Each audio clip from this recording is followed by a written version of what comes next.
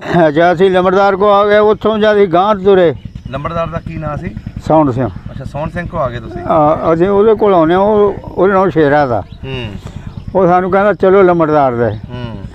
ਅਸੀਂ ਉਧਰ ਨੂੰ ਤੁਰ ਪਏ ਜਦੋਂ ਉਹਦਾ ਬੜਾ ਭਾਈ ਅੰਦਰ ਵੜਿਆ ਉਹ ਕਹਿੰਦਾ ਕੌਣ ਸੀ ਕਿਹਦੇ ਨਾਲ ਗੱਲਾਂ ਕਰਦਾ ਤਾ ਕਹਿੰਦਾ ਕੋਈ ਨਹੀਂ ਕਹਿੰਦਾ ਤੂੰ ਗੱਲਾਂ ਕਰਦਾ ਤਾ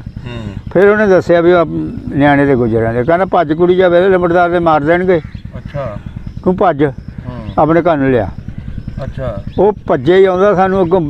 ਬੁਲਾਉਂਦਾ ਨਹੀਂ ਵੀ ਕੋਈ ਸੁਣ ਲਾ ਲਵੇ ਅੱਗੋਂ ਆ ਕੇ ਘੇਰ ਕੇ ਸਾਨੂੰ ਕਹਿਣ ਲੱਗੇ ਜਿਹਨੂੰ